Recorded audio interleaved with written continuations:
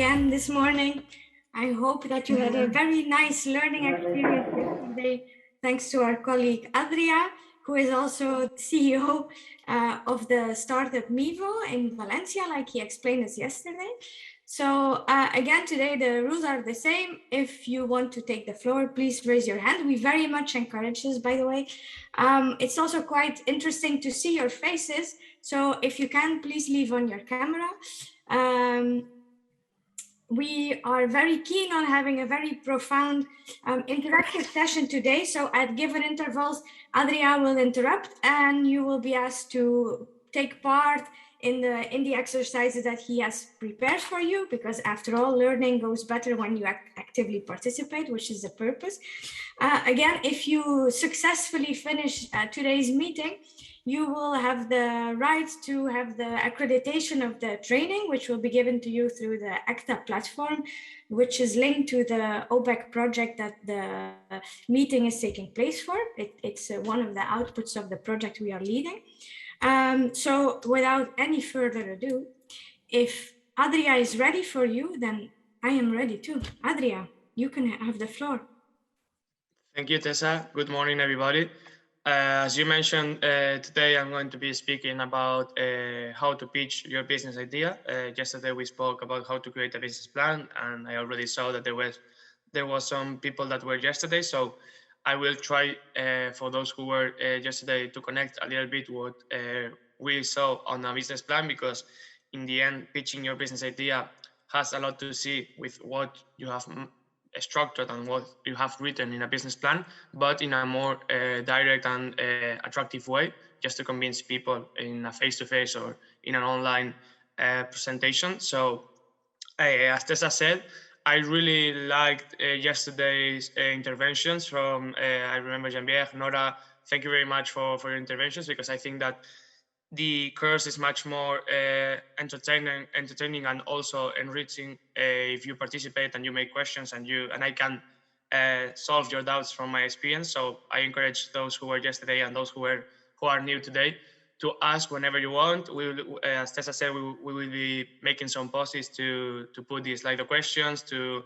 see some videos today. So feel free to write in the chat or in the Slido whatever question you might have, and I will gladly answer it and try to make it more like a debate or a sharing opinions and experiences than rather me speaking all the time, which I think might be a little bit boring. So that's what I would suggest, if you can, to ask whatever you want. So today we are going to be speaking on how to communicate your business idea through pitching. That is the most common way and the most efficient way to share your idea to the public.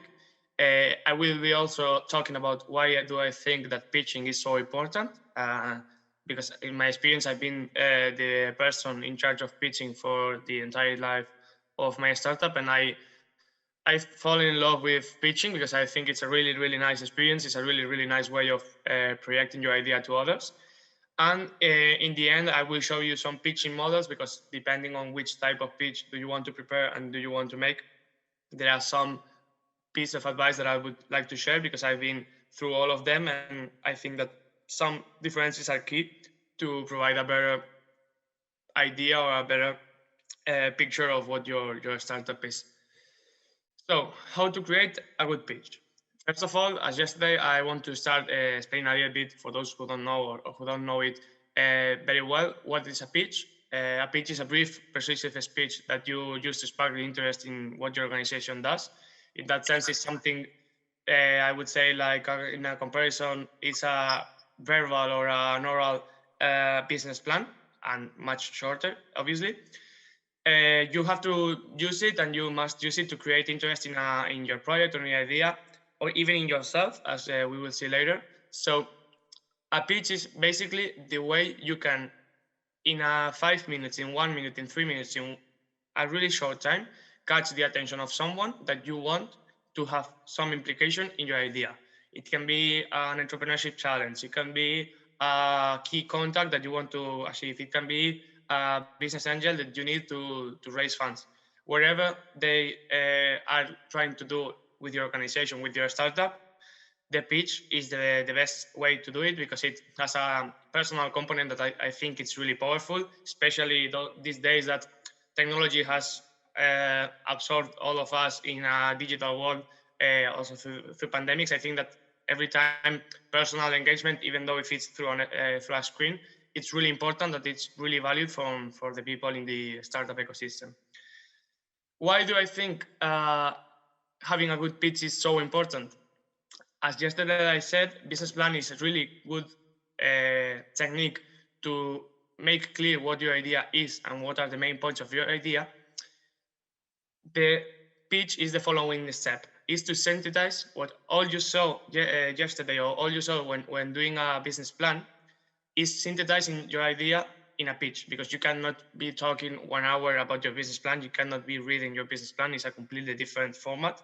So you will have to make a really huge synthesis effort that will make you structure your idea better, define your idea better, and communicate your idea better, which are 3 main points when you are trying to show your idea to, or your startup, to someone else.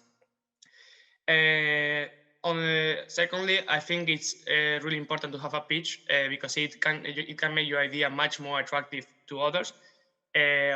In general, to general public is really useful, because, for example, you're not going to ask your friends, your family, your boyfriend to have a look at your business plan. They cannot know. They are not going to understand most of parts. They are going to get bored at the executive summary. So pitch is the way to engage more people and to get more people to know your idea, to know the key points, to know even some specific data or really concrete data about economics, but it's so visual, so short, so approachable, that it's really easy to make people that don't understand anything about your idea to start teaching them or start explaining them what your idea is about, what your idea claims for. So it's really important to make it attractive for other people. Then, from my business experience, I think that creating a pitch is a really good experience to practice the selling process, especially for those who don't have that business background. Because I think that normally when you are not specialized in business, or you're not specialized in something related to the business field, is that a little bit difficult to close some deals, to approach some important contacts. So I think that pitch is kind of one-way conversation with the person you want to get to know. So it's a really good example and a really good practice on how to prepare coherent arguments, coherent message to convince someone to believe in your idea. It can be, in this case, an investor, but it will give you the keys and the main knowledge of how to carry on with a negotiation, with the main ideas of catching the attention, catching the emotions of the audience. So I think it's really important for that. And then, as these are 2 main points that were in the business plan yesterday too, to define your main strengths and weaknesses, linked to the synthesis of your idea, you will have to work on your strengths and your weaknesses, and it's important to have both, because no idea is perfect and no idea is finished. It's always continuously developing and continuously improving. And then being able to efficiently communicate your idea will show a huge control of your idea. If you're able to speak all you wrote in your business plan in 5 minutes, it will show that you know so well your idea that you are able to explain it in 5 minutes, like if you were talking to a friend. So I think it's a really good way to connect with people and with your audience.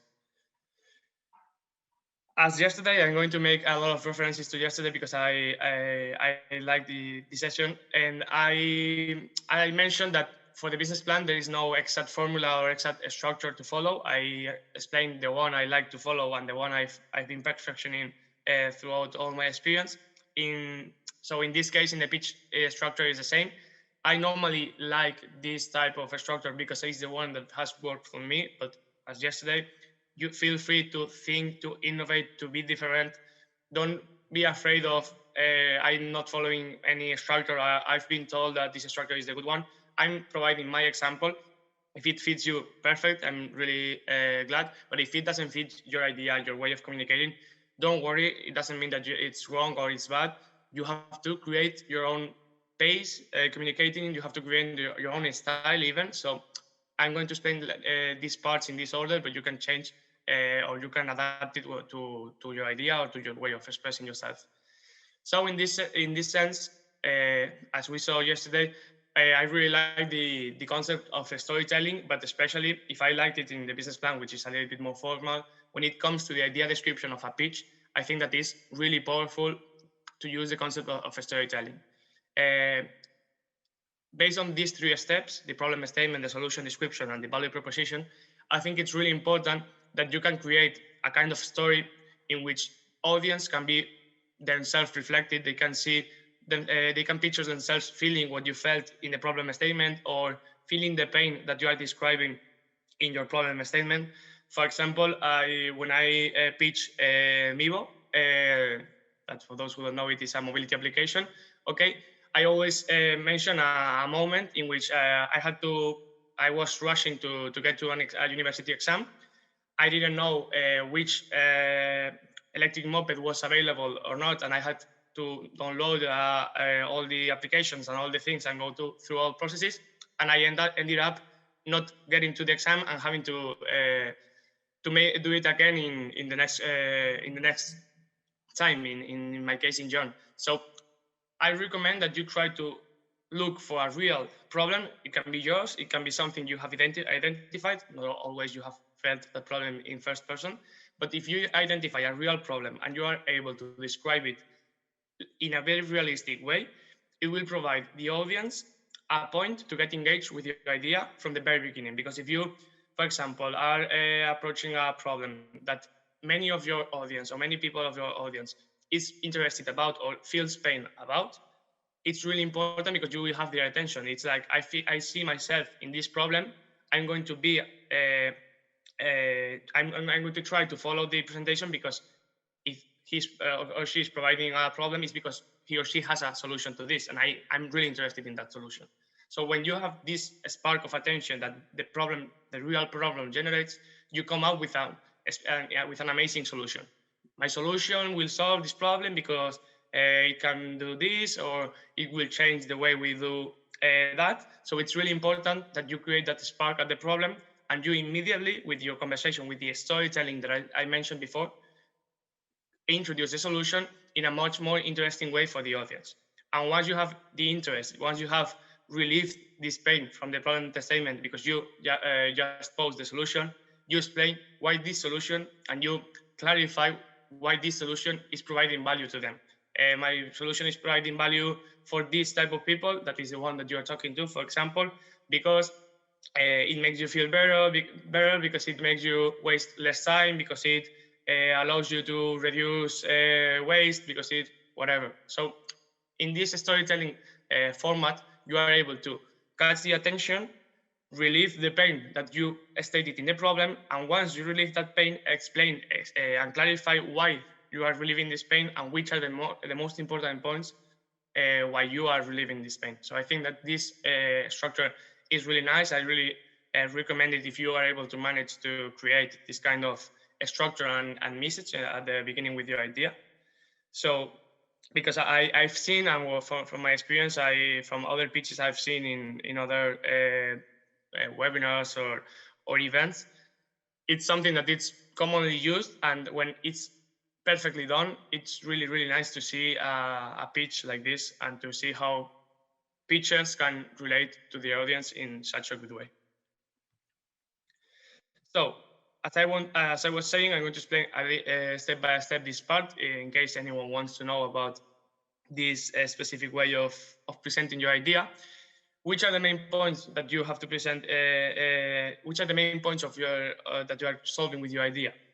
You have to briefly explain the main problems. You cannot spend more than 20, 30, 40 seconds explaining the problems, because otherwise it won't be a problem. It will be an explanation about the problem. A problem is something that you come up with in a conversation with your friends, or come up with in a conversation with your family, and that lasts 10 seconds, 20 seconds, 30 seconds. So you have to copy that 10, 20, 30 seconds format and bring it to your pitch.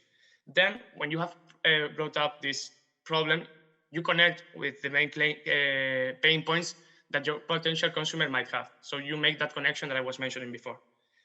This way, you will be able to catch the audience attention, to feel them that are attached to your presentation, and then establish a connection through feelings. For example, a common topic that is treated, for example, in the medicine or in the biotech or in the something related to that startup world, is that sometimes if you are talking about an illness, if you are talking about, for example, cancer, if you are talking about Alzheimer, it's really important that if your solution is aiming to solve some of that problems, you establish an emotional connection with the audience, because it's something that is highly related to emotions, to feelings, to pain.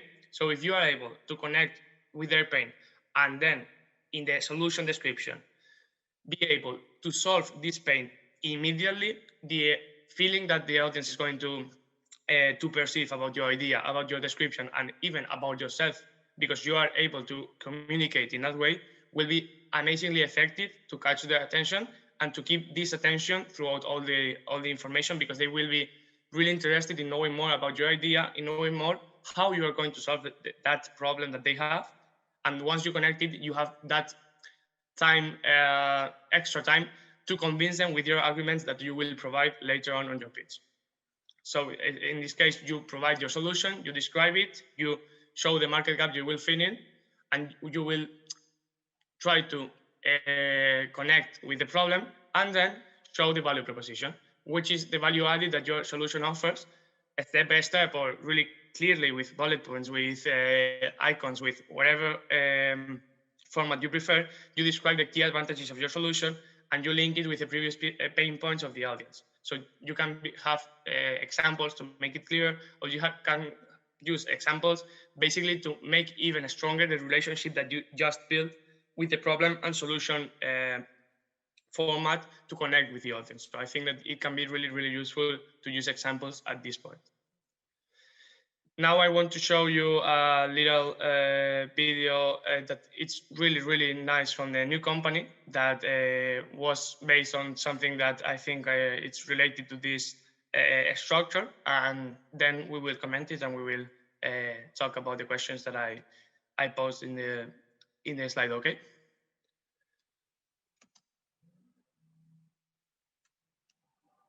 What happens if we buy a regular shopping cart today? But first of all, we have no clue what's in there and where it comes from. Have you ever tried to pronounce the ingredient list? When we do this, we actually fill up our belly with sugar. That's cool for the sugar rush for the next 5 minutes. But let's be honest, it's just not great for our body.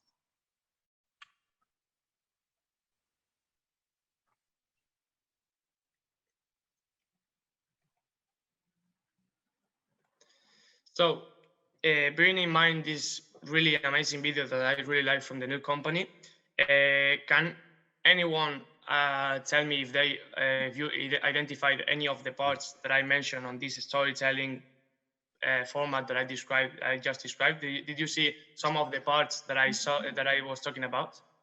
Yes, of course. They at the beginning identified the problem, then proposing a different way to address the problem.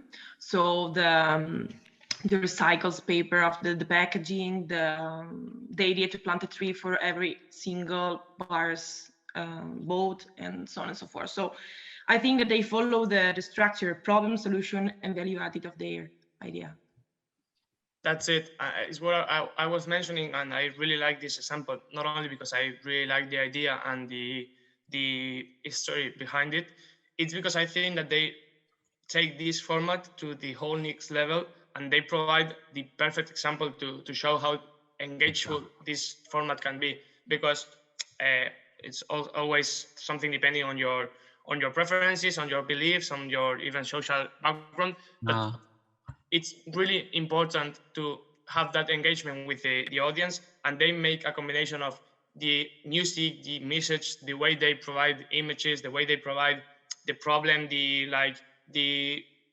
contraposition of the supermarket, the fast food world, and all these things in contraposition to their slow food and taking care of every part of the process, not only the alimentary part, for example, that could be completely normal, but they take care of how the product is produced, how it's delivered, how the packaging is impacting the environment, and how their action can be even further and can go even further with the planting trees that Nora just mentioned. So I think it's really important to have this in mind and to bear this option in mind, because I think it's a really good option concerning, especially as I said, the opportunity to connect with emotions, to connect with feelings of the audience, which is the most powerful thing that you can have in a pitch, especially at the beginning, because it's the first impression that people is going to have about you and that people is going to know about you. So I really recommend to use this structure only because of this, because it's able to provide you a really powerful message and a really powerful scenario to present your idea later on. So I think it's really nice. Okay, so following the structure I mentioned to you before, I normally go ahead with the market analysis and with the target audience definition, because I think it's really important that you clearly identify this point. We saw it yesterday in the business plan. I made a lot of emphasis and I put a lot of focus on this part of the business plan, because I think that is the one that will provide the best impression of how much you have invested in learning how your audience behaves, how your audience is going to react to your idea, and how the daily habits and the daily trends affect to you and can be affected by your idea. So first of all, which segment of the population are you targeting? It's really important that some of the times that I've seen some presentations of startups or some at some events, there are startups that, not in these words, but they generally say that they are targeting everybody. No idea, apart from even not Amazon or Google or Apple are targeting everybody, and they are the biggest companies in the world. So your startup is not going to target everybody. It's not going to target even 0.00001% of everybody. So be much more concrete, be much more informative about who is going to be your client, who is really willing to pay for your product or for your service, because that will provide you, for you at an internal level, a really powerful information about how to build your strategy, your marketing, your finance, your business model. Everything will be based on this. So if you try, or rather to lie to you or lie to others because you think it's going to be more attractive if you say that your target audience is 1 million people, if you are not really and truly targeting 1 million people, you won't be reaching that goal, and the people listening to you will see it immediately. So it makes no point of faking or lying in this section. And as I said yesterday, it will give the impression that you have to fake, that you have to make up data to cover some bad parts of your idea. So you are like trying to hide something. So as in every trust-based relationship, you have to be honest, you have to be clear, you have to be direct and show really the numbers, the information, the data you gathered, and from that point, show a huge analysis capacity to understand who your target audience is and how you are going to address them. This is related to the second question, which is the best way to approach them. Is your target audience, for example, if your target audience is 1 million people, how are you going to approach them? Because inside 1 million people, there might be people that are against sustainability, that like sustainability, that are against sports, that like sports, that don't go out on weekends, that go out on weekends. So how are you going to approach them if your target audience is so broad that you cannot define a clear pattern, a clear trend in their behavior? Because that will give you the tools to understand how you approach them, how you target them, how you communicate with them, in which tone you communicate with them, even as we saw yesterday in our marketing plan, and we will see later. So I think it's really important to focus on this part, to explain it quickly but clearly in your pitch, because it will give the impression that you know what you are talking about and you know what you are doing, which is really important. And then understanding for you, for every, even for the innovation processes that your business idea might go through, it's really important that if you don't know perfectly your audience or your consumers, how are you going to innovate? How are you going to quickly adapt? Because if you don't know how fast they change their trends, for example, I don't know, a clear example, trends in TikTok. If you don't know how quick a trend in TikTok changes, how are you going to understand how your consumer is consuming this information? How long should a TikTok campaign last to be effective and to don't waste money? If a newspaper news has an attention span of 1 or 2 days, if you don't know if your audience is reading the newspaper or not, or if you have such a broad target audience that some of them read the newspaper but some of them don't care and have never read a newspaper in their life, how are you going to really be effective on every part that you do? Even on the financial part, how are you going to make a revenue stream out of some habits that you don't know? For example, my father normally goes to take a coffee in the afternoons, and I never went in to take a coffee in the afternoon in my life. That's a consumption pattern. If I don't know my target audience, or my target audience again is so broad that has different patterns and different options, you're not going to be able to really target and really approach them and really get them to consume your service or your product. So it's really, really important to know this and to work on this part. And once you have worked on this part, show it in your pitch. Then I think, and I link this to the emotional part, because on the one hand, I'm an emotional person, but on the second part, I really believe on the emotions and feelings power.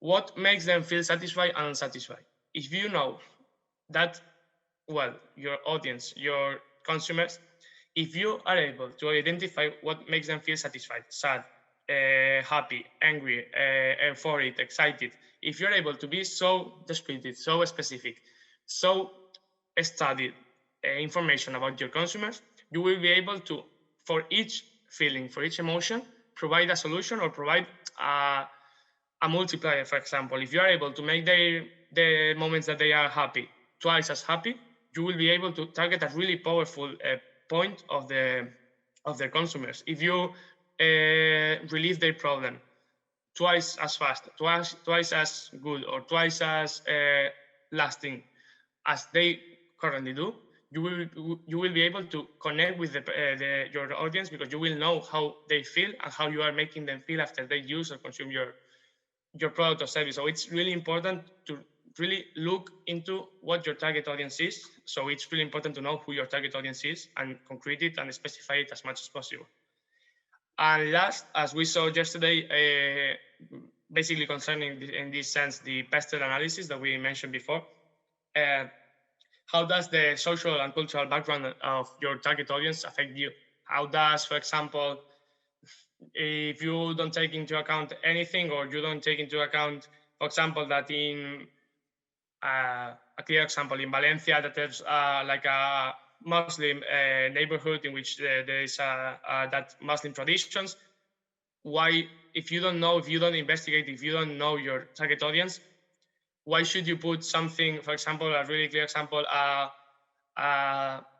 don't know, a pork restaurant or a pork meat restaurant in such a neighborhood? You are not understanding what the cultural background is, what the social background is. You're not going to even understand the problem that might arise from this cultural difference. So it's really important that you understand and you investigate about your audience, because it can be an opportunity to learn and to identify needs and solutions you can provide, but also to avoid problems and to avoid differences that might be key and that might be even deadly if you make the wrong mistake, or if you avoid to look for the right information and the proper information in some senses. So it's really important that you identify your target audience in every aspect I mentioned.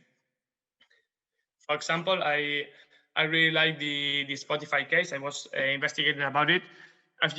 As you can see, Spotify, for example, is an example of a really big company that has many target audiences, that has many consumer patterns, and adapts its strategy and its competitiveness to every part of the audience. For example, you can see here on the left part, the student, age 21, gender male, occupation student, behavior. He loves attending all shows of his favorite artists and sharing their music with his friends. His friends also go to shows and a lot and focus on the latest and greatest artists. So if you know this better, that you can do this specific, exact, concrete information about your target audience, Spotify case is really broad because they target a lot of people and many population segments. But if you are able to just have one of these, but one prepared and one word analysis, such word analysis of your target audience, that will provide you really, really powerful insights. You don't know their goals. Listen to the newest releases. So if, in case of Spotify, every time this type of consumer is entering Spotify, you will show him or her the newest releases according to their likes or to their preferences. So you can satisfy a need, which is really common. For example, in myself, in case of Spotify, I really love, if someone does that too or loves that too, please tell me. When you are entering Spotify and a song you didn't know comes up to your random selection and you start to love that song. That's the surprise feeling that I'm feeling at that moment and that I'm appreciating at that moment is much more powerful than if I knew the song, I love the song, but I'm doing it on purpose. It's like Spotify kind of surprises me with something I really like and that it's even better. And I like it even more because it's that surprise, that differential thing. So if you are able to do such important points that seem slight, that seem unimportant, or that seem really small, but they make the difference between you and a sector, or they make the difference between your consumer liking or using your product or your service once a week or using it every day. So it's really important that you can provide not maybe this exact information, but really go and dive into your consumers' habits, daily habits and trends, because it will provide you the most important information you can have about them. Another important point of every pitch, and I think it's really common and really easy to see in every pitch, is the description of your potential market. I don't know if you are not used to business, the business world or business definitions. So I will explain a little bit this graph because it's really common on the startup world, but I understand that it's not that easy. So this graph here on the right describes like the sphere or the scenario in which you understand you can actually target an audience. Okay, so we start from the very beginning and the smallest portion, which is the serviceable and obtainable market, that is also known as market share. That is the people that you literally can buy to, that literally will buy your product or service if you launch it tomorrow. Okay, so don't try to look and think, yeah, my market share will be 20%. Okay, your product or your service will have to be incredibly awesome and will be the most important launch in the year if you want to have that market share, and it's really unlikely to happen. Don't be afraid to say that your market share is 0.5% of the entire market, because it's real, because you demonstrate that you have looked into information, you have investigated about information, that you have realistic in your estimations. Because if you say that your market share is 20% at the beginning, your PAM, that is the potential achievable market, is going to be 100%. You are going to be the monopoly in that market, or what? Because then your growth is really difficult to understand and difficult to justify, because or at some point it's really low because you go from 20 to 25% in the PAM, because otherwise it's a oligopoly or a monopoly, or you are faking the data and you are pretending that you are the best in the world, which is really a bad point in every startup presentation. So be realistic, inform yourselves about the market, and then from that information, from that data, start building your estimations that might be more accurate or less accurate depending on the data you have, but that will show you and that will show others listening to your pitch that you know how to understand the market, understand how the market works, and understand especially how you're going to work and to grow in this sense. Because the market share that is today, at some point it will be the SAM, the serviceable available market, and at some point it should be the TAM, that is the total achievable market. So it's important to define these parts great, so you have both a real definition and a real description that you are a realistic and information-based person and a startup, and second, that you have the potential to grow and the justification to explain this growth in a coherent and in a really justified ways, which is really important. So, for example, I wrote here, demonstrate why you consider each part are real for you. Why do you think that 10% of the people in your market is serviceable available market? Justify it, say it, show the data, try to impress with this data, but impress doesn't mean bigger or larger or unreal statistics or percentage. Impress your audience with data in this slide is impress them with the analysis capacity that you have shown, with the real world analysis ability to understand what's going on and how you're going to influence what's currently going on, and then provide information and provide data that justify that, explain how powerful your idea can be and how powerful your idea will be in the future. For example, a really mainstream case, because I'm using general cases so you identify them better, the Uber case. The slogan in this section, I was investigating about them, is unlocking a massive market. For example, in the mobility total achievable market, that is the point that we saw here, okay? Uber is a huge company, it's on many stock, they are on the stock market, and they are targeting a 5 trillion, it's a lot of numbers, I know, a 5 trillion mobility market, all passengers, vehicles, and public transport trips in 175 countries. But they justify that with data, they justify that with growth, they justify that with numbers. If you are not able, for example, in my case, I put the Uber case to relate it to Miivo and to my perception. My mobility total achievable market is not 5 trillion. It's not achievable for me in the moment to go to 175 countries and to use all passenger vehicle and public transportation trips. So my TAM is not going to be 5 trillion, and no one is expecting for me to say that my total achievable. If your total achievable market, that is a really huge number, is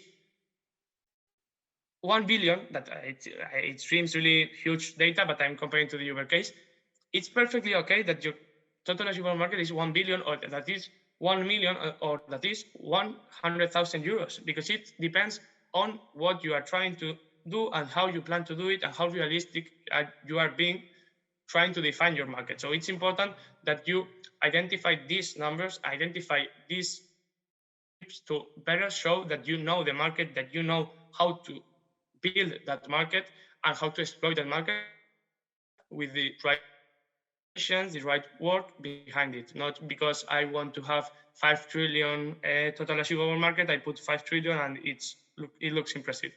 For example, I attended a business angel presentation. It was not for my startup, but I could be there.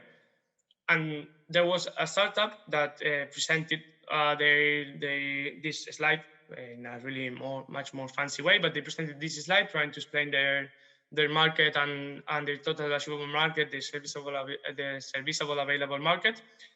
And even before the presentation ended, a business angel, an investor in the audience, stopped him because it was the format, it was allowed, and he asked him, okay, justify why your total achievable market is 100 million if this leader market, total achievable market is 50 million. How are you calculating this information if the current leader of the market, total achievable market, is lower than the one that you put and you're just a startup?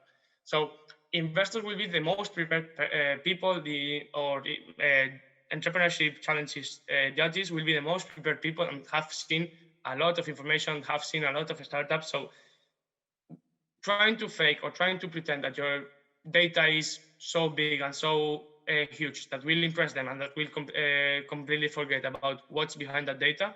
I said it yesterday and I repeat it today. Data without proof and without analysis are just numbers. What do you want 5 trillion written with many, many zeros that looks really amazing, that looks like it's the next Amazon, if behind that you haven't identified why that data come up to your mind? Why are you justifying that data? Why are you trying to put that data? How are you going to get to that specific number? So you have to try to use data if you believe and if you justify and if you work on that data. Otherwise, you can create a really nice slide, put a number here and start putting zeros behind, and you will have a really nice and a really huge total achievable market. But any person interested in your idea and that is going to take any implication in your idea will ask for the analysis, will ask for the justification of this data, and will ask you how you got to that point, because it's going to invest money in you, it's going to give you a prize, it's going to give you mentorship. So they want to know the truth behind this data. You might go with it with your friends, with your family, with even your university teacher, that the only thing that they want is to help you, to cheer you. Okay, but when it comes to the real world, when it comes to convince people, expert in the field, in the startup field and in the business field, that won't make any sense, and that will make you look like a fool and make you look like someone that is just trying to fake and make up data because their idea or its idea is not good enough to be valued for what it currently is and what it realistically can be in the future. Do you have any question? Because I understand that this part is a little bit tricky for those, especially not in the business field. Do you have any concrete or definition question? I don't, but there is one person in the chat of Slido who asked, in my RDA, we use specialized business databases for intelligent gathering and analysis, Orbis, Osiris, Zephyr, Fact, etc. Is this info helpful for pitches too? Yeah, of course.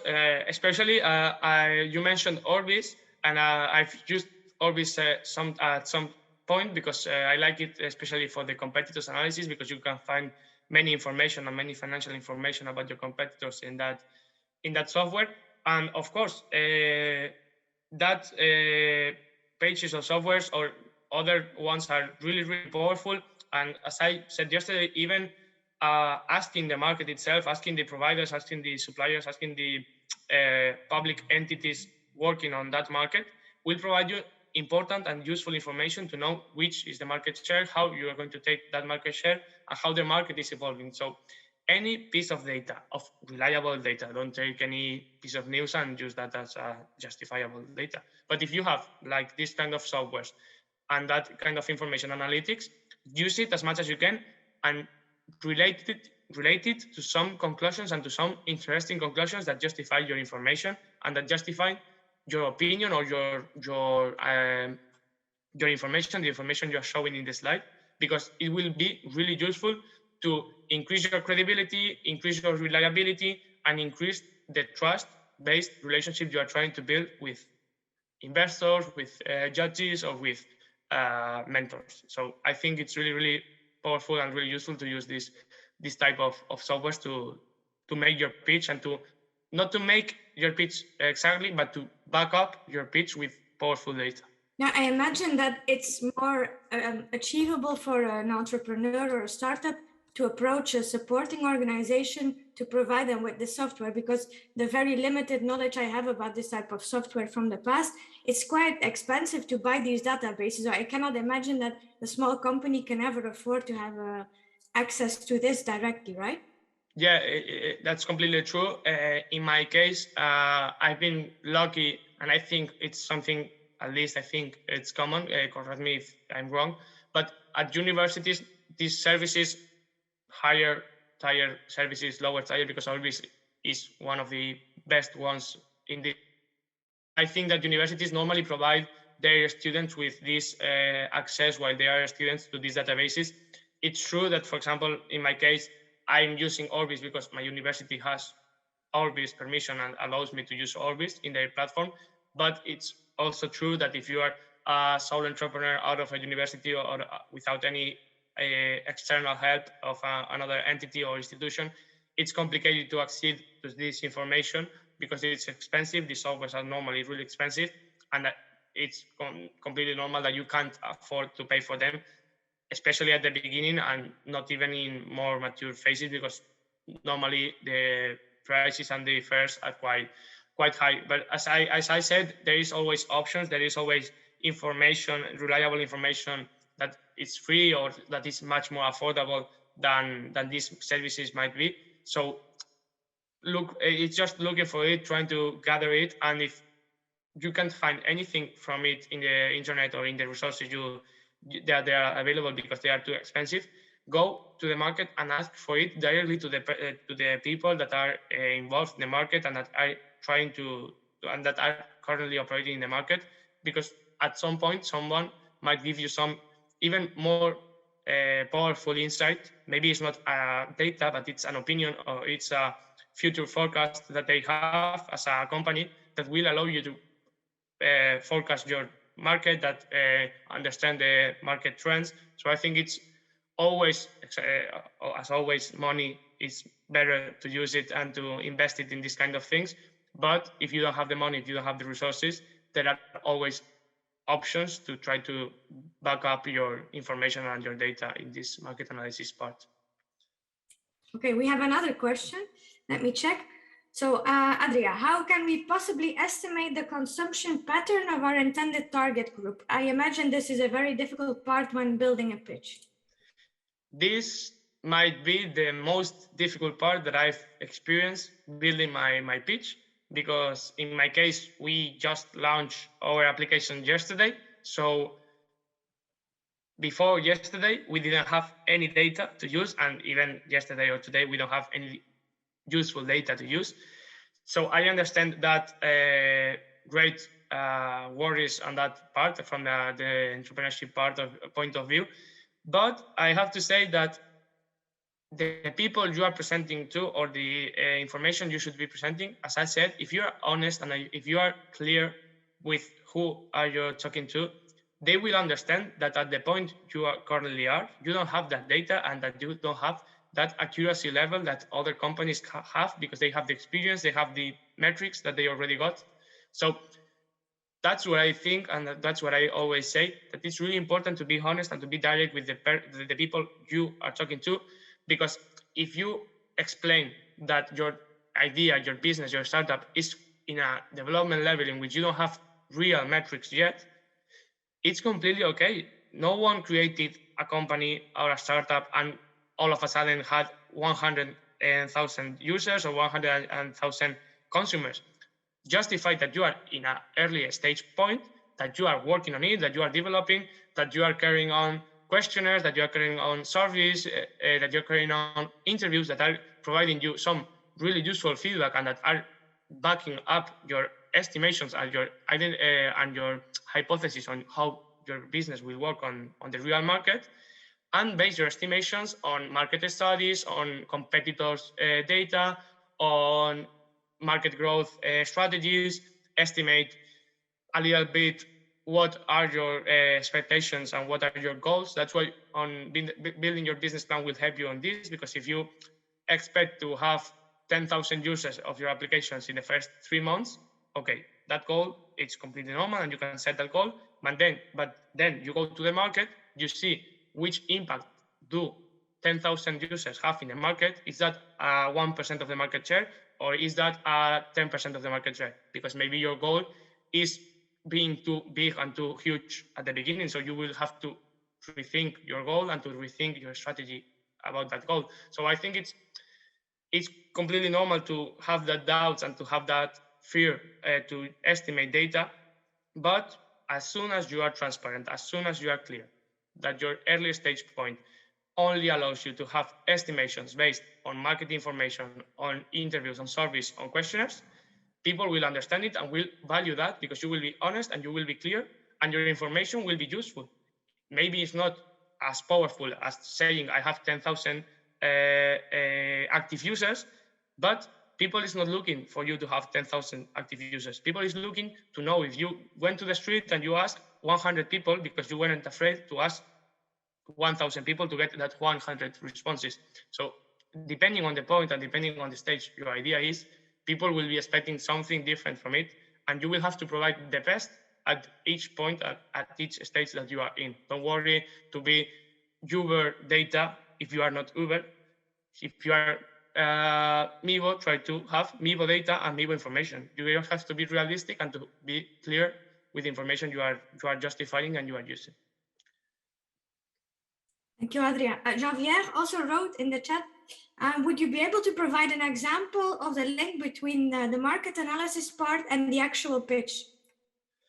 Yes, okay. That depends, and I will explain that later when I come to the different type of pitches, because, for example, if you are doing an elevator pitch style, if you have 30 seconds, if you have 1 minute, you cannot be explaining more than 5-10 seconds what is your market and what are you doing in that market.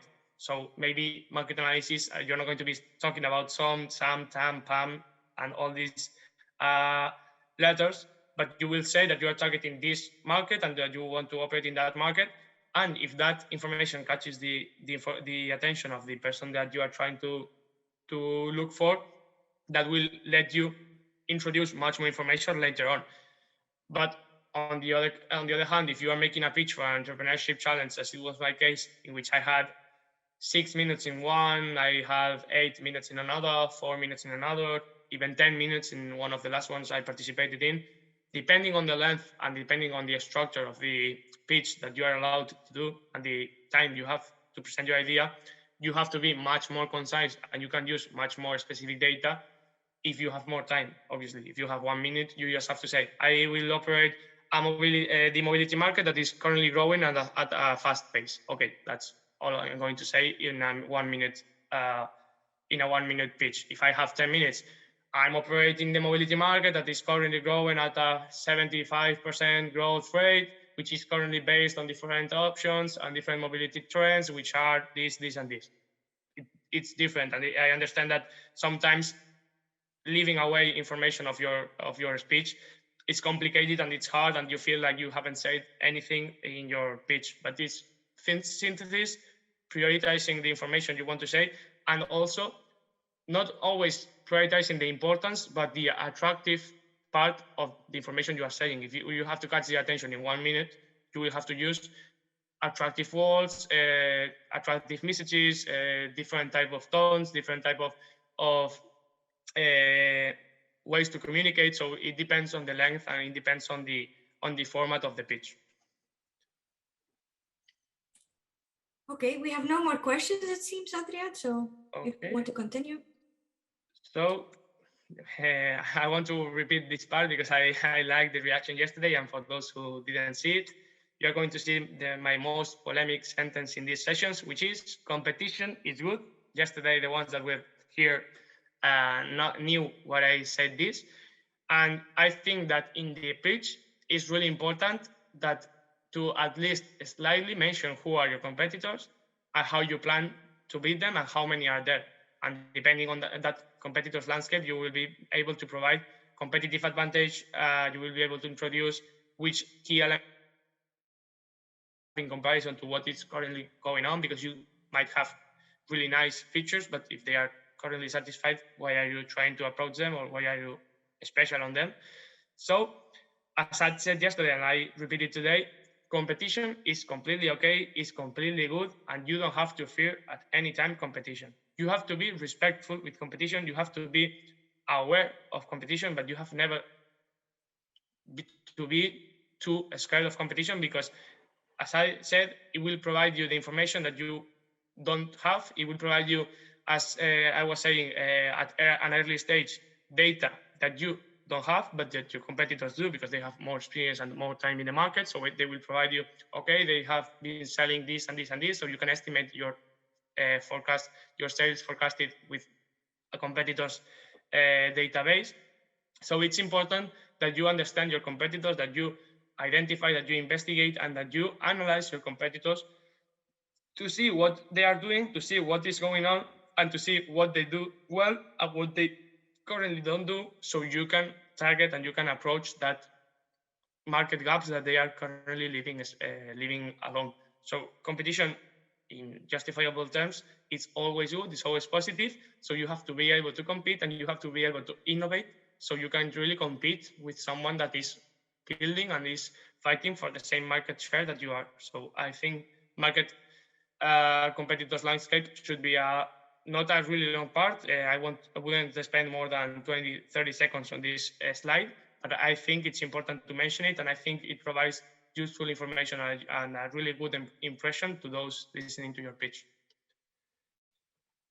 So now before the 15 minutes break, we can go to the slide or questions that I put. I don't know if you shared the link, yes, or if not, we can go. Maybe, yeah. I know that Yep just launched a new question, so maybe you can show the previous one. Okay. So we have 4 questions. I'm not sure if we had this one already. I think we didn't discuss this one yet, right? Okay, so let's discuss both, and then we do the break. What is the main reason to build a pitch? As I saw yesterday, and as I know, funding and investors are the main goal and the main target, which is nice, as I did yesterday, but I think it's a misconception of the startup world. And I think that, from my point of view, that should change a little bit. But I think that the main reason to build a pitch is not present your idea to investors. I made a tricky one here. It's not present your idea to investors. It's not describe your idea to a possible useful contact. It's to start understanding what your idea stands for, how you communicate your idea, and how your idea looks like on the outside. Because business plan is how your business looks in the inside, in the most inner part of your business, which is each part of your business. But pitch is what does it look like on a normal person's eye. So the basis of building a pitch is always to participate in to present it to someone, an investor, a possible useful contact, participate in an entrepreneurship program. But first of all, and the basis of it should be to understand how your firm looks like on the outside, understand why is it nice, or is it attractive, or is it powerful on the outside, why people should be interested or will be attracted for your solution. And then from that point on, adapt it to different pitches and to different formats, because it's important to have different perspectives, because it's not the same pitch you will do to an investor than to a possible useful contact, to participate in an entrepreneurship program. But I will explain this later on, so we will have plenty of time to talk about it. But I'm confirming the hypothesis I already had, that most of people in the entrepreneurship world is based, or it thinks about funding and thinks about finance and investors as the most important point of startups. And I think that they are an important point, but investors are at a different stage, are at a higher stage, and that to get to convince investors, you have to do many things before, and do many things before right, which is the difficult thing, because you can do many things, but you can do them all wrong. So I think that that's something that might, and I would like to say, has to change, because to build an idea that is worth the investment and that is worth the attention of investors, you have to do many things before, and you have to think many things, in this case from the pitch, before presenting it to investors, and you will do many pitches before you pitch yourself in front of an investor, or your pitch, or just successfully pitch your idea in front of an investor.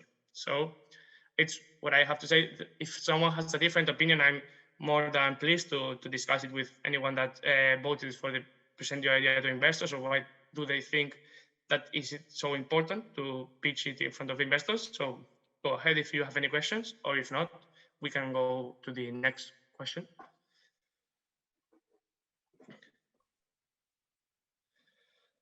Excuse me, Adrià.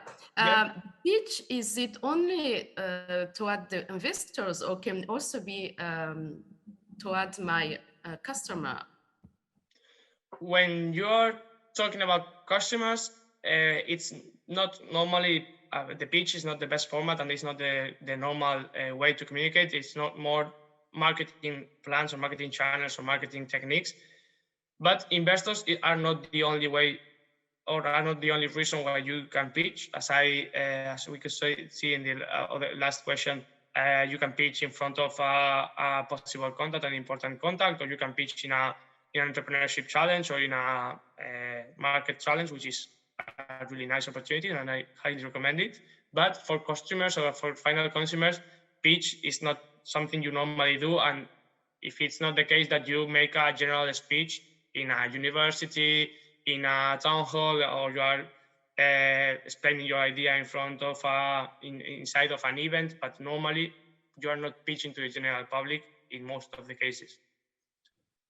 Ah, okay. So there it's more a communication or marketing plan to. Yeah, I mean, for example, I will be pitching on May in an event in Paris, and there will be both. There will be investors and mobility experts, but also general public. So in that sense, I will be pitching in front of some general public, but you make the pitch not looking for that general public, but for the target audience that you want. In my case, it will be much more focused on mobility experts and on mobility firms than on general public, on convincing.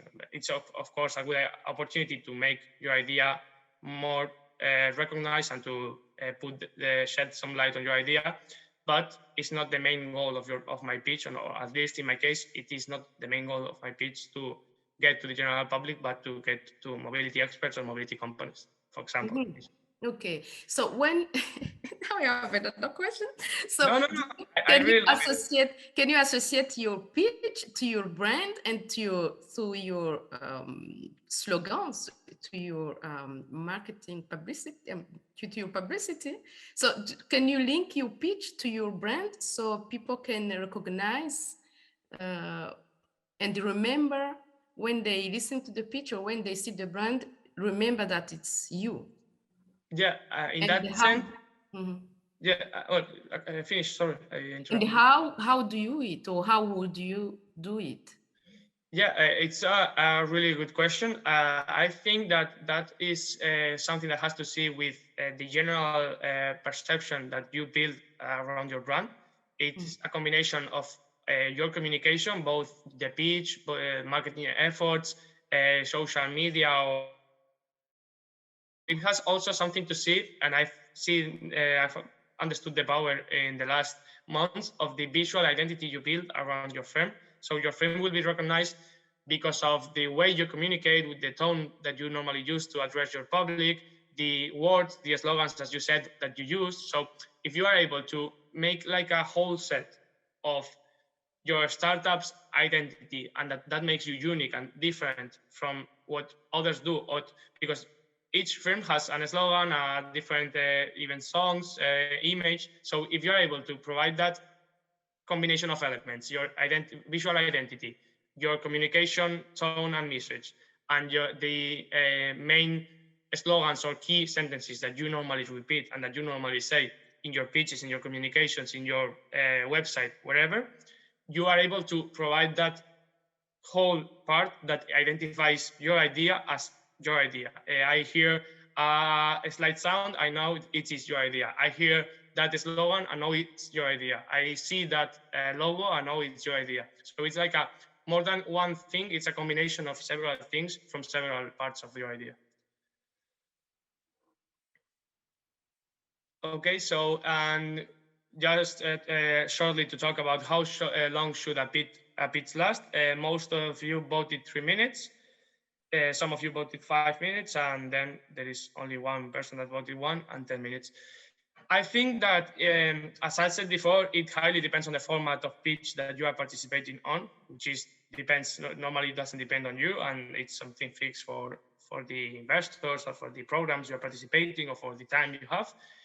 But I would say that if I had to choose a perfect time to how to describe my idea, I would say that between 3 and 5 minutes is the best option, because it's the time that forces you to be really to sacrifice information, but sacrifice maybe not that important information and provide attractive information, a useful landscape and structure of your idea, a powerful message that you're transmitting every time you are speaking, every time you are saying the things the way you are saying them. I think that that is really important, and that can be done in 3 to 5 minutes. So I would say that between that gap, it's the perfect time for me to explain my idea in a short but in an efficient way. Afterwards, you have different scenarios and situations in which you have 1 minute and you have to adapt, quickly adapt your message and your way of communicating to 1 minute format. And then there are times that you have more time, you have plenty of time, and 10 minutes provides you the time and the space to speak and to explain and to dive into more details and to dive into more specific information that maybe is the key for some parts and for some listeners, but normally from 3 to 5 minutes is the attention span that people have in the startup world, and you can have, if you make a good pitch, the attention throughout 3 to 5 minutes. So if there are no questions regarding this, or if anyone doesn't want to ask anything about the pitch duration, we could have a 15 minutes break today. Okay, so now that we've seen and that I have explained the market analysis part of a pitch, I want to come and explain the economic data part, which is basically based on how are you going to be able to generate profit and money from your startup, which is a really important point, especially when it comes to investor pitch decks that are basically looking for profitability, as I said yesterday. So I think that defining a business model is some of the most difficult things to accurately define a business model, because normally we tend to fall in the typical formats that are here explained, but we just say our startup is using a B2B, but we don't say, okay, what B2B, but how are you doing? How are you operating? Which are the transactions? Which is the cash flow between the firms? So I think that a business model should be clearly defined, because it's the point where investors are going to be the most focused on the business model, and then your economic forecast that is just right after this.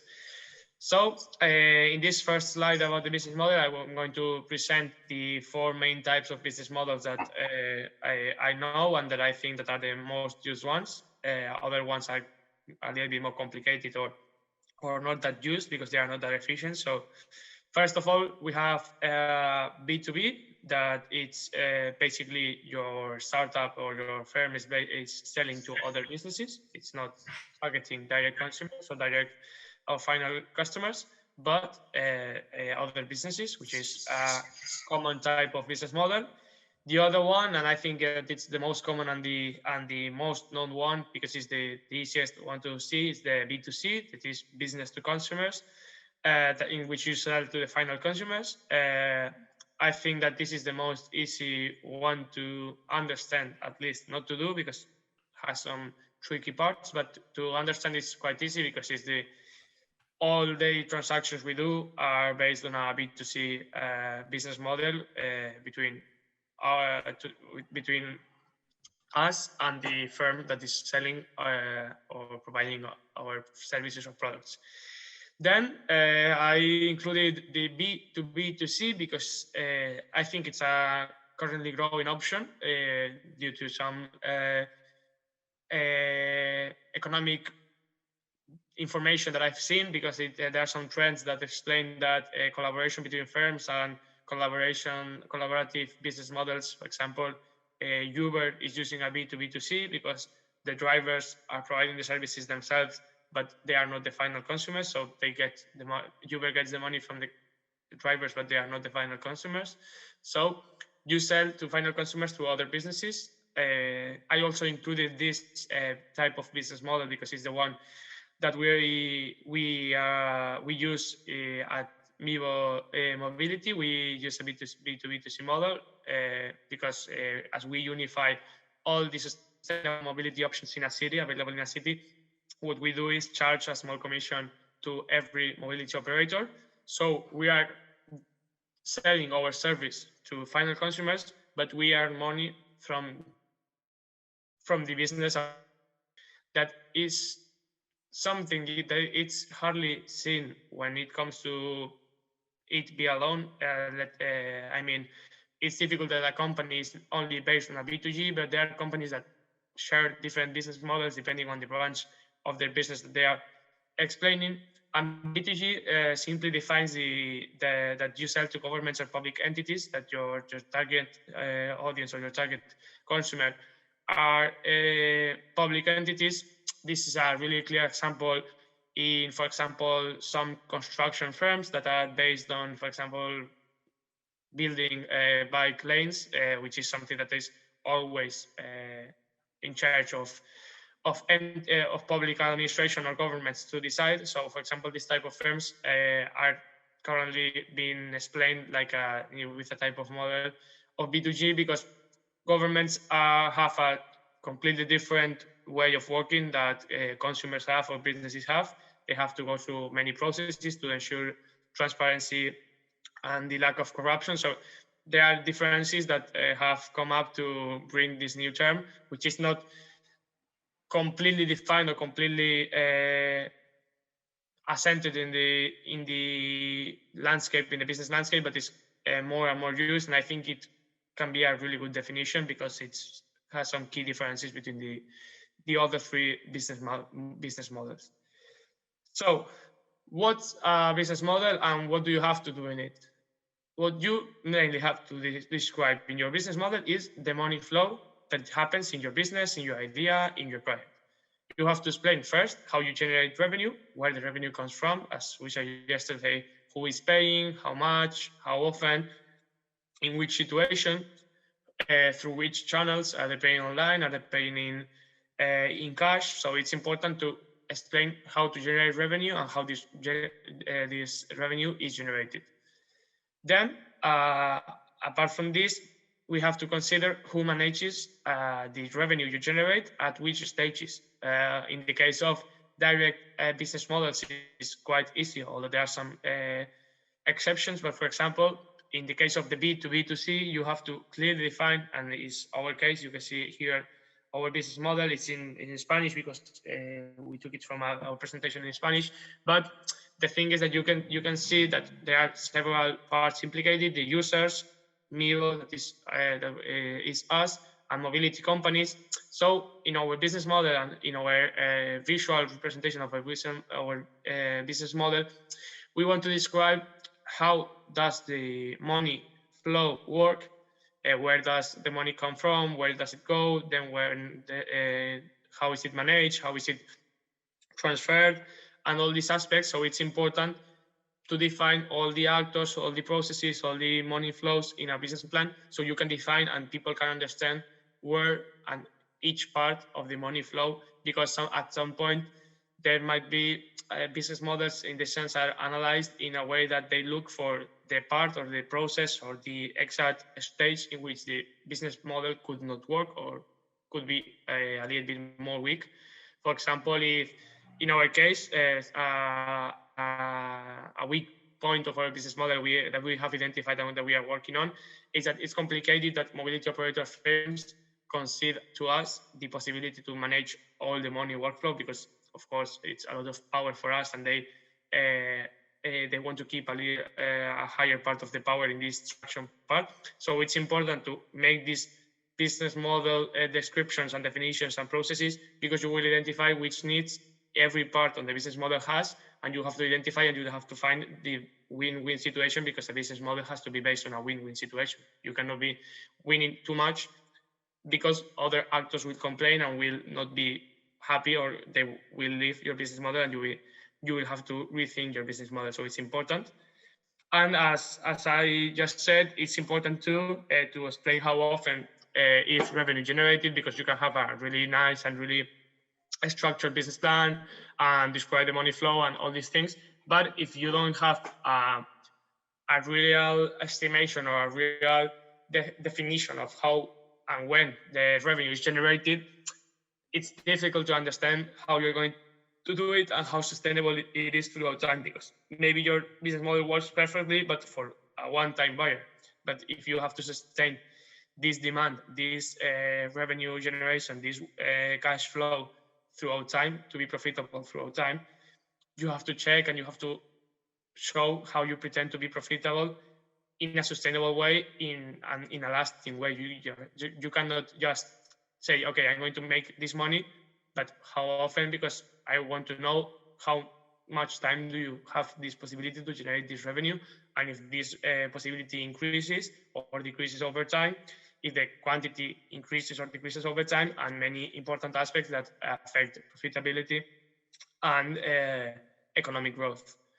I saw that there are 5, I don't know if there is any question in the chat, because I have the notifications. Yeah, there is. So Javier asks to understand better, is this business model part of the business plan? And is there any special tool that you can recommend to design it? For the first question, the business model is something that you must define in your business plan, but it's really important that you show in your pitch. Doesn't matter in which type of pitch you are doing, investors, in front of a potential client, in front of an entrepreneurship challenge, because as I said, it's going to be the slide that describes how you generate money, how you do it, and how efficiently you manage this money flow that your company generates. As for how to build it, or how to create a business model in or the slide, or how to do it, there is no software, or I haven't used any software or webpage that I could recommend, because I think it's something that is so specific and so concrete of your own idea or your startup that it's complicated that you can automatize in a software or in a web. But what I recommend is that you read and understand which business model fits the best to your idea and to your startup. How do you think, or how do you had in mind that you would generate the cash, and accordingly decide which business plan fits you most? And then in terms of visual representation of a business model, we are lucky to have a graphic designer in our team. So we have really nice designs. We have a really nice visual identity at Miivo. But when we were at the beginning that we didn't have this graphic designer, what we did is to try to show in a clear and in a simple way how the money worked and flowed in our business, how it was managed, and how it was transferred between all the actors implied. So if you are thinking of how to build your business model slide, I would try to make something really clear, really helps identify every part. For example, if you are try to use your logo or your image, so it's clear the point where your firm stands at the business plan. Try to use icons, try to use arrows that describe the process, the flow, the image of for example, the businesses or the consumers that you are working with. So I think that it's important to be as visual and as clear in a business model slide, because it will be 30 seconds in which the people have to understand how you manage money, how you generate money, and then how you picture all these components in a clear and in an efficient way. Okay, and so Adrià, the information in this model, it comes from the financial part and the market analysis, right? Yes, yes and no. It depends. It comes from the financial analysis part and from the financial plan of your business plan, because there will be the revenue streams, the cost structure, how it's generated. But you have to identify too, like when and where to include the money flow. So that's also concerning what you said about the mix with market analysis, because you have to know your target audience, your target customer. So you have to understand when they are better normally buying, in which situations, in which environment. So I think that that's important. I said yes and no, but I just realized that it's a complete yes. You have to make a mix of information extracted from the market analysis and the financial plan of the business plan. Okay, and we have another question from the Slido. If you have only 3 minutes for a pitch, what information can absolutely not be missed? Okay, so if you have 3 minutes to pitch, what you have to perfectly describe is what is your idea, what is the value that that idea provides you, how do you generate money, how do you justify that money generation with a market analysis, a simple and a quick market analysis, how your idea can grow, and which are the people, who is the people behind that idea that will make your idea or your startup reality. I think that 5 elements are key to have in every pitch, especially in the short ones, because I think that the most important ones that people take a look at. Okay, thank you, Adrià. Okay.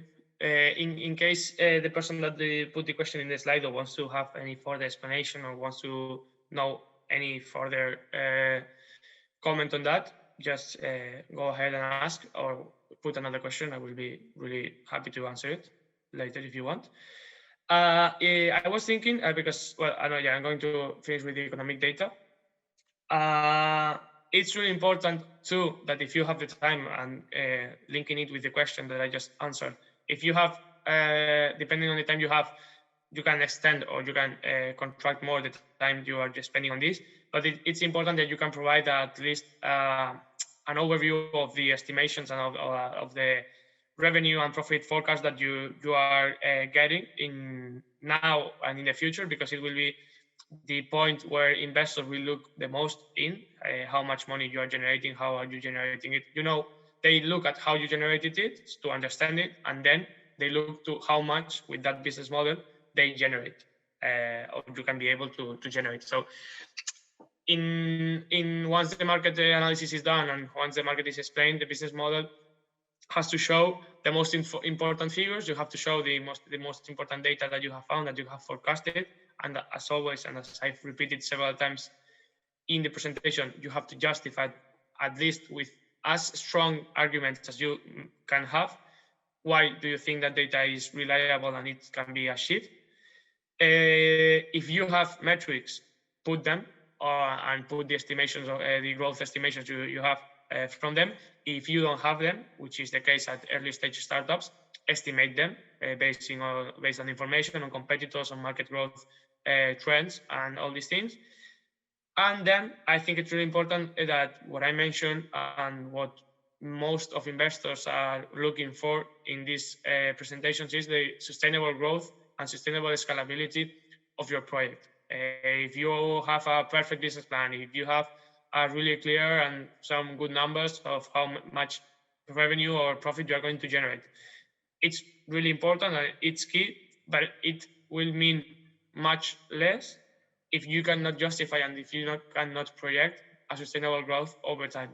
What most of people will be looking at your pitch from the financial and economic point of view is how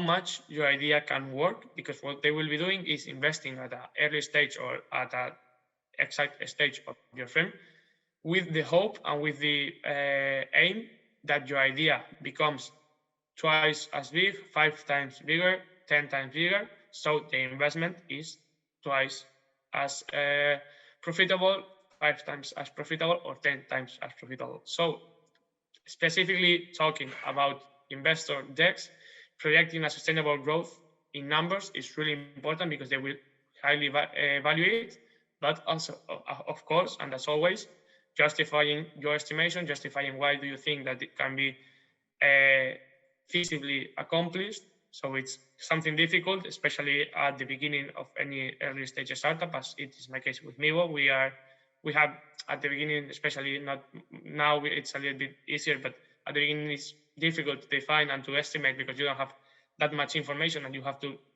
make estimations based on few information. But as you investigate, as you research, and as you work on your data, on your market, and on your competitors, you will have more and more information to base your estimations on, and to be able to be more convincible to investors, to judges, and to whoever is interested in your pitch, which is the final goal of any pitch, and which is the most important part of a pitch, that is convince others that your idea is great, but in every aspect, not only in the idea, not only in the business model, not only in the money part. Your idea has to be a good idea and a great idea in all the parts that form a startup or a business project or a business idea. So the revenue streams that we saw yesterday, it's really important to show them and to show how important they are in your economic and in your financial structure, because it's important to understand and to identify all these aspects. As I've been mentioning all the time throughout yesterday and today, it's vitally important to know your customer, to know your target audience, because it's the primary font of information that you will be looking at to understand the market, to understand your business, to understand your financial plan, to understand everything that concerns your idea and your startup will be based on having a good and a really specific target audience analysis. So it's no exception in the revenue streams. You will have to know who pays.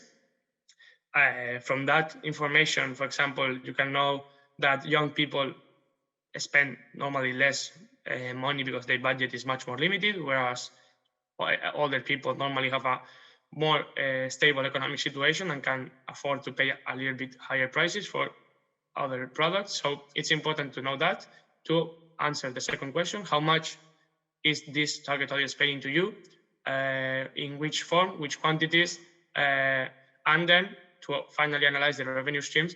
How often are they paying, which is the recurrent payment trend or habit that these customers have, because it's important to be able to define it and to understand, and also to avoid financial problems, because, for example, if you have a business model that generates revenue once a month, that is profitable because you generate that amount once a month, and that gives profit because it's, for example, I don't know, 10,000 euros contract, and you sign 5 of them per month. You have to take into account that from day 1 to day 31st of the month, you won't have any other revenue streams entering if you don't have any other revenue streams apart from it. So you have to calculate and you have to work on your financial plan, on your cash flow management, on your treasury management, that are really business concepts and that I've been studying in my degree. But that it's really important because you might run out of money. Even though your business is profitable, if you run out of money, you will have several problems and severe problems, because you will have to pay suppliers, you will have to pay, or you will have already paid for marketing campaigns, or you will have to pay for marketing agencies, or you will have to pay workers, because workers work every month and then you have to pay them regularly. It's important that you have a really concrete and a really exact analysis of how often you receive that money. So from that information and from that information and that insight, you can plan and you can organize your financial aspects of your firm to avoid any important mistakes that can imply even the bankruptcy of your firm. Even though your business model is profitable, it's completely profitable, your idea is great, but if you don't take care of how often you generate the revenues and you can afford to pay the cost that you have to assume to generate these revenues, that can become a really huge problem. And it's something that normally people doesn't consider and doesn't work on, and can be really important and really critical at some points, especially at the beginning when the revenues are not that big and the costs are normally higher. So it's important to analyze this and to make this clear from the very beginning. For example, it's also important, and I like to use that information as always, depending on the time I have to explain and to pitch. But I think that this is important to understand how important each revenue stream is, to analyze the revenue stream's weight. For example, it's important that if your main revenue stream is paid once a month, that the other revenue streams can offset the financial cash flows or problems that might arise from that specific way of paying through all the time that you are not generating the most important revenues for your firm. So that's why I think that to analyze and to understand the weight of every revenue stream, to post it in such a visual way, makes the audience understand really fast and really quick how to provide information and how you provide information about how are you managing all these revenue streams and how you can offset each revenue stream's main disadvantages, because some revenue streams might have some disadvantages, but you can offset them with other streams or other revenue streams strong points or advantages, which is quite important and can be really useful depending on the business plan and on the business model that you use. Any questions regarding this? Because I've been talking about really specific business concepts, and I understand that that can be a little bit difficult or a little bit hard to follow. So if you have any questions or you want me to clarify any aspect that I've just spoke about. I have no questions here in the chat. Let me check again. No. Nor Okay. do we have any questions in the Slido. So I think everybody likes to listen to you so much, Adrià. So let's think that this is the thing. So Tessa, if you can put the question link, because I think I have prepared one for this point, and people can start answering, and when I finish the next part, we can analyze the results of the votes.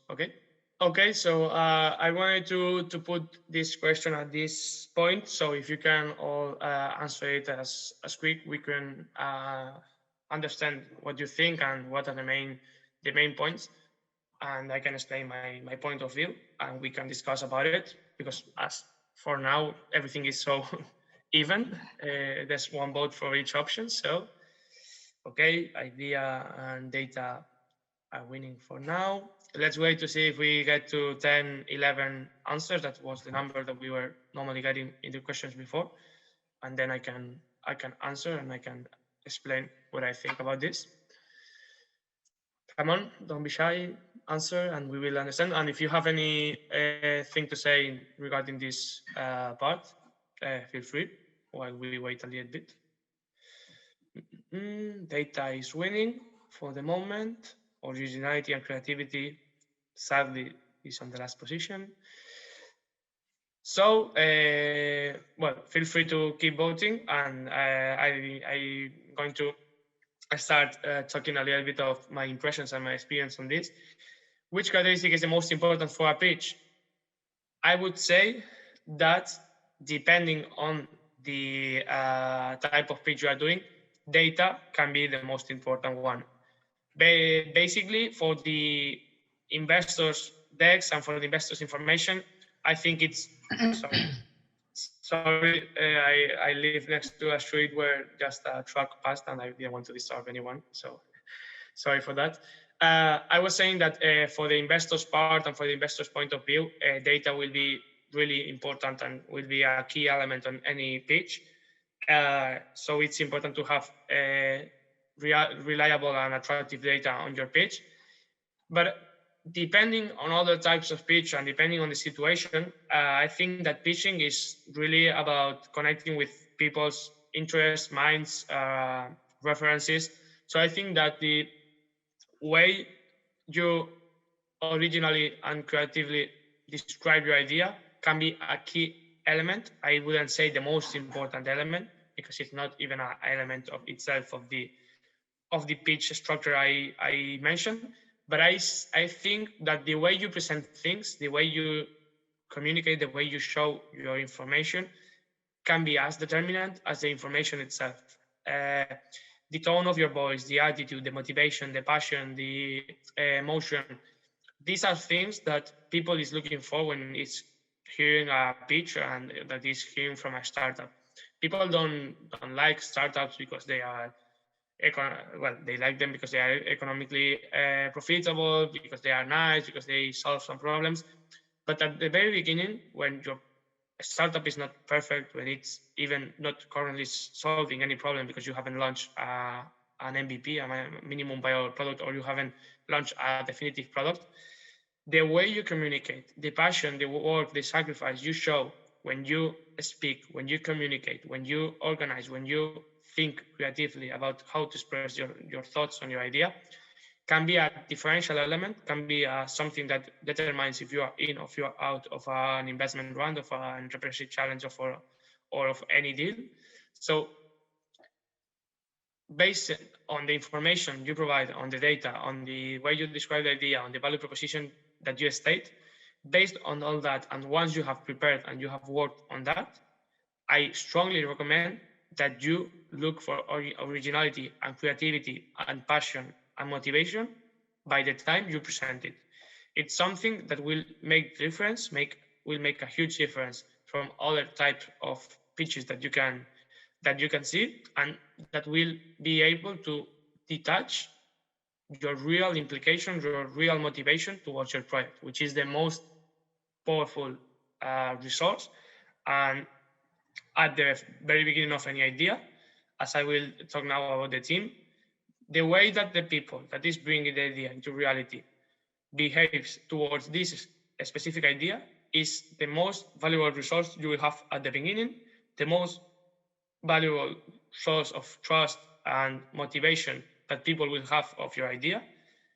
So based on all the information, so based on building all the elements in the correct way, try and look to be different, try to be original, and try to show that the passion and the motivation that drives you to build this company, this startup, is so special that the people that hear you can't stop hearing you, can't stop paying attention to you, and can't stop wanting to know more about you and your idea. So that's the thing that you are aiming to get, attention and that connection with people. So if you are looking for that, and it's the main goal of any pitch, regardless the audience, you have to be different, you have to be passionate, and you have to be motivated to show all the good things that I'm sure your startup has, but that you will be able to prove better or worse if you are motivated and if you show that that motivation is real and that can be translated into some effective results. Because motivation is not just motivation that I look motivated, I look happy, I look excited. Is that motivation will allow me to grow a 5% faster or more every year. Motivation will allow me to don't get too pessimistic when things don't go as expected, and will allow me to overcome difficulties when they come.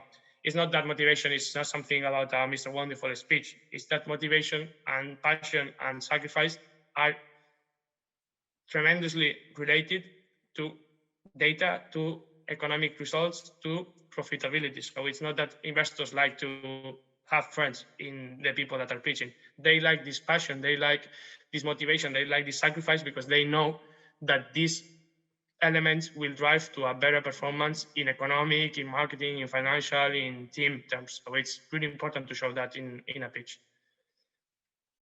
So Adrià, I raised my hand because I have a question from the Slido poll. Yes. Somebody asks, how did you determine who was charismatic or enthusiastic enough in your team to pitch your own business? I think we forgot to answer that question before. I posted that I said, who do you think that should pitch in a startup? I think that is clearly seen. I think that that can be understood and analyzed in that sense. Thank you, Yip. Because if motivation or passion or enthusiasm have something in special, is that they are really clearly identified and clearly seen when someone has these skills or someone has these moments in their towards something. In my case, for example, it's something that we talked a lot about, and that that was a source of discussion at some point, but it's a source of team strengthen now. I fell in love. I was named the CEO. I didn't name myself the CEO of Miivo. I didn't pursue any charge, any specific role in the startup. I just wanted to build something. But my colleagues chose me because I fell in love with the idea. I fell in love with the concept of changing mobility for good, of betting for sustainable mobility, because I truly believe that sustainable mobility has to play a key role on the future climate crisis. So I think that it doesn't have to see with the role. Maybe the executive, the CEO, whose role in a bigger startup is to manage and to control everything, not any specific role, but to control and manage everything that happens in the firm. Maybe the CEO is a perfect manager, is a perfect controller of everything. He can provide, he can close deals, but maybe he's not the most passionate person in the group or in the team. And the CMO that are normally more creative profiles, or that are normally more passionate profiles, because it's a different type of business field. Maybe the CMO is the most appropriate person to do it, but it's not something to do with the charge. This was another tricky question. Sorry, because I put some tricky questions today, but it doesn't depend on some letters, some random letters that chief tech officer, chief financial officer, that doesn't really determine. Normally the CEO in early stage startups, as it's our case, it's the one putting more passion and motivation, but it's not something exact or something totally related. So the person that has the best oral skills, the communication skills, and that it's able to communicate the message you all want, because you will have to decide which type of message you want to share when you pitch.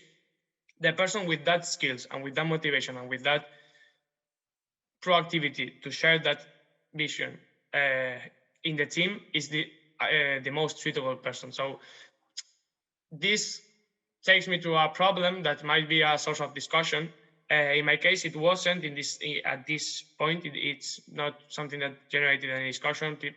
My friends, my colleagues, thought that I was good at explaining Miivo in front of a public audience. I don't have many problems in speaking in public, as you can see in these both sessions. So I think that, and I also consider that it's one of my strongest skills to explain, to transmit that passion that I have in so many things. But I can understand that at some points it can be a ego fight inside a team, that it's completely normal, and it's not something wrong to understand that everyone has its own ego, but not on a negative meaning, but on a normal meaning. Everyone has its own valuation about himself or herself, and it's important to take care of individual needs and individual perceptions to make a good team. So you will have to decide, and you will have to be honest with yourself first and with your teammates afterwards, to choose who you really think is the best person that can transmit and that can communicate the message that you all agree to have, because it's something that you have to agree because it's a team. But someone will have to be the visible head, the visible person to share that vision and to share that message. So that person will be able, or should be able, to speak fluently and clearly in public, to have that communication skills to transmit energy, passion, and motivation. And we'll have to have that innate skill sometimes that is based on people that normally get well along with other people, which is really important, especially on close distances or smaller pitches that you are addressing 5-10 people, in which close distances abilities and the ability to be sociable and social skills and get on easily with people, I think are the 3 key elements that you should be looking for to choose who is going to present your idea in a pitch.